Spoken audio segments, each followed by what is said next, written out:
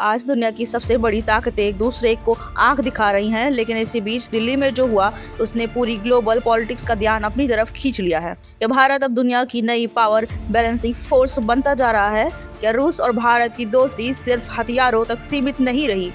अब सबसे बड़ा सवाल, जब अमेरिका और चीन आमने सामने खड़े हैं, तब आखिर भारत किस तरफ जाएगा? नमस्कार, आप देख रहे हैं आज की बड़ी अंतर्राष्ट्रीय खबरें और आज की सबसे अहम तस्वीर आई है नई दिल्ली से, जहां भारत के विदेश मंत्री एस जयशंकर और रूस के विदेश मंत्री सर्गेई लैवरोव की मुलाकात ने दुनिया को बड़ा संदेश दिया है। दिल्ली में हुई इस हाई लेवल मीटिंग के बाद एस जयशंकर ने साफ किया कि आज की अनिश्चित दुनिया में भारत और रूस का रिश्ता पहले से ज्यादा जरूरी हो गया है।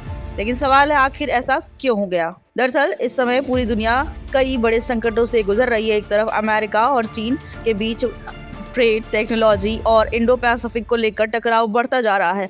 दूसरी तरफ पश्चिम एशिया में तनाव लगातार बढ़ रहा है और इसी माहौल में भारत और रूस खुलकर मल्टी पोलर वर्ल्ड यानी ऐसी दुनिया की बात कर रहे हैं जहाँ सिर्फ एक देश का दबदबा ना हो।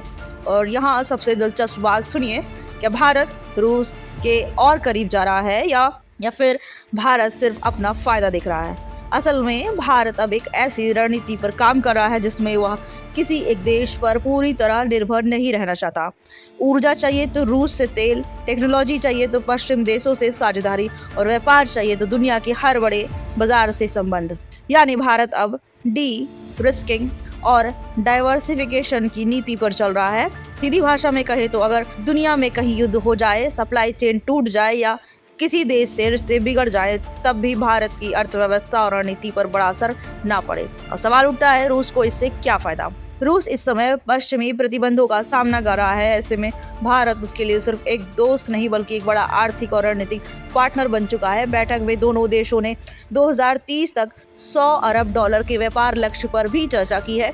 रूस का दावा है कि दोनों देशों का व्यापार तेजी से बढ़ रहा है और आने वाले सालों में यह रिकॉर्ड स्तर तक पहुंच सकता है। लेकिन क्या यह सिर्फ व्यापार की कहानी है? नहीं, इसके पीछे बहुत बड़ी जियोपॉलिटिक्स छिपी हुई है। रूस ने साफ कहा कि ब्रिक्स, यूनाइटेड नेशंस, G20 और संघाई कोऑपरेशन ऑर्गेनाइजेशन जैसे मंचों पर भारत और रूस लगातार एक दूसरे का समर्थन कर रहे हैं।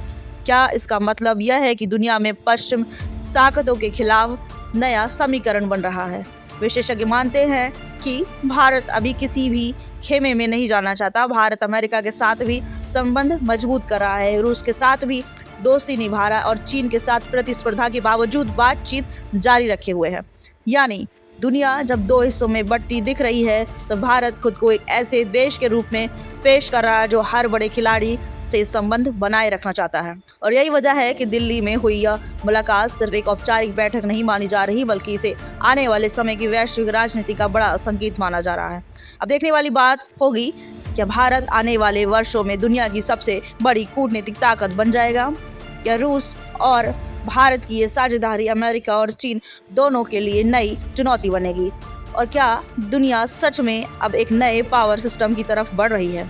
इन सभी सवालों के जवाब आने वाले महीनों में पूरी दुनिया को देखने को मिलेंगे। नमस्कार।